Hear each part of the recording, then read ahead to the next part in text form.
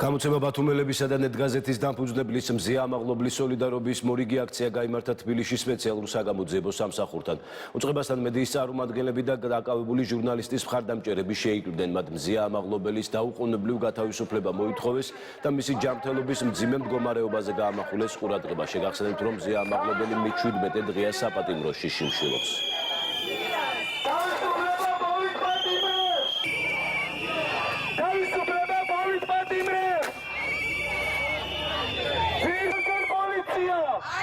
ზია იყო ყოველთვის თავისუფალი ჟურნალისტი, ის იყო კრიტიკული როგორც ასლამაბაშის დროს, ისე სააკაშვილის დროს და არის ამ ხელისუფლების დროსაც კრიტიკული და შესაბამისად მისი საქციელი არც 4-დან 7 წლამდე პატიმრობას ითვალისწინებს.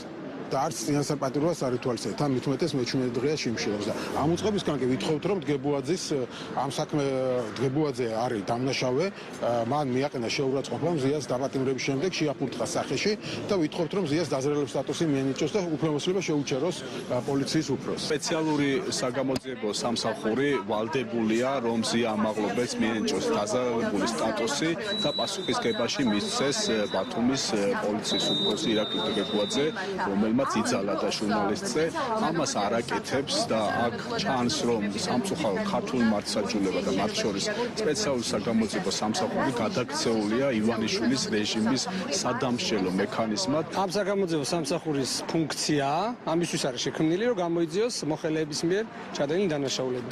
ჩვენ ვიცით, რომ მზია ამაღლობელზე განხორციელდა არაადამიანი ღირსების შემნახავი მოპყრობა, ამის გამო მნიშვნელოვანია, რომ ამ საგამოძიებო ორგანომ თავის ფუნქციას შეასრულოს, ცნოს ეს ადამიანი დაზარალებლად და პასუხისგებაში მისცეს ის ადამიანები, პირველ რიგში ბათუმის პოლიციის უფროსი გეგუაძე, ვინც ეს არაადამიანი ღირსების შემნახავი მოპყრობა განახორციელა ამ ქალბატონის მიმართ.